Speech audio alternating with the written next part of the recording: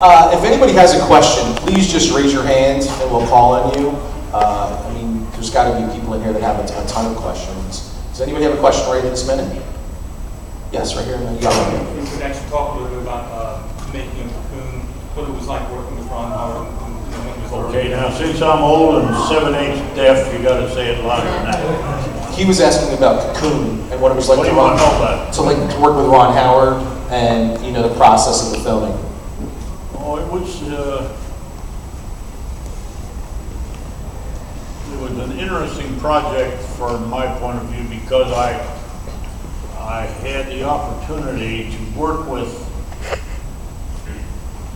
some legendary actors and actresses. For instance, the lady that played my wife, Maureen Stapleton, I think she was in every play that guy wrote, Glass Menagerie and all that kind of stuff. She was a brilliant actress and became a good friend. Jessica Tandy.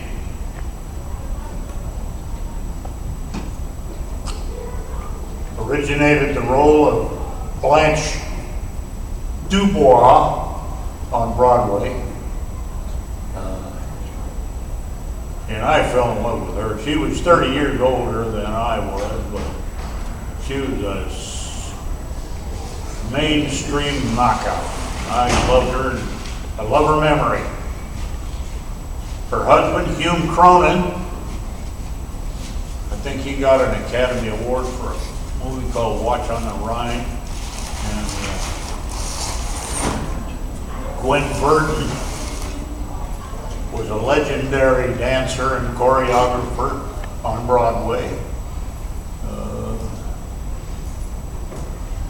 And the list goes on ad infinitum. Jack Guilford, Don Amici, on and on and on and on and on. And there was a kid in that movie that was, he was strange to watch because he was a dead ringer for his father. And I was old enough to have met his father, Tyrone Power. And this kid, it was spooky. He looked so much like his dad. And he was around there all the time. So from that standpoint, it was a joy and a pleasure. As for Ron Howard, he was young and kind of inexperienced, and he was tied into all those people I'd mentioned. And if you take that into consideration, I think he did a damn fine job. What else? Well, were you surprised by the success of Cocoon, or did you feel like because you had worked with so many names that you just mentioned, that it was bound to be a success? No, it was not bound to be a success. It was another one of those movies that the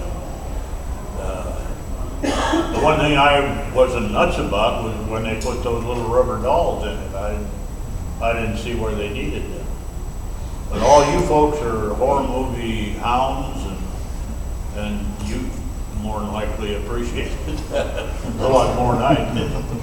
I thought the story about the folks was plenty.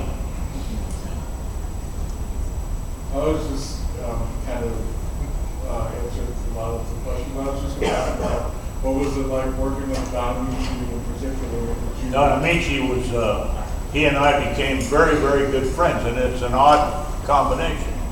That was an odd one, and I became really good buddies with Jack Guilford, and that just can't happen. I'm a cowboy from the Northwest, and he's a professional Jew from New York. and we became very close friends. And he said to me one time, he said, when you go to New York, what do you do? I said, well, I love the food there. He said, you go to the delicatessen. I said, yeah. He said, what do you eat? I said, well, I eat corned beef on rye. He says, killed more Jews than Hitler. He was a wonderful guy. He sweet guy. I'll tell you, I saw a movie one time, maybe some of you saw Saturday Night Fever, the dancing show with a kid in it.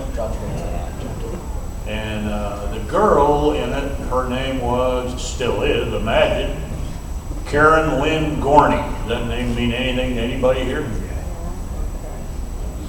Well, I saw that movie and I went nuts over her. I thought she gave a performance to be noted for time and all eternity. And when I was in Florida doing the Cocoon and got to know Jack Guilford and his wife, they asked me if I said, and I said, yeah, I saw a girl in a movie that I thought was wonderful. And I told them who it was. They didn't say anything. Well, later on we had a rap party. And they flew that girl from New York down to Miami to be my date at that rap party. And I went beside myself. I mean, she was a knockout. She was just what I wanted her to be. And if I'd have been 40 years younger, she'd have never got loose. She told me a tremendous story that I'm going to share with you folks, and you won't hear it any place but right here, right now. Her dad, a man named Jay Gorney, collaborated with a wonderful and world famous lyricist by the name of E.Y. Yip Harburg. And they wrote a song entitled, Brother, Can You Spare a Dime? And as they were writing that song, Mrs. Gorney fell in love with Yip Harburg. So they divorced. She married Yip Harburg, but they all stayed friends, close friends. No animosity, no, I don't know how people do that, but they were able to do that.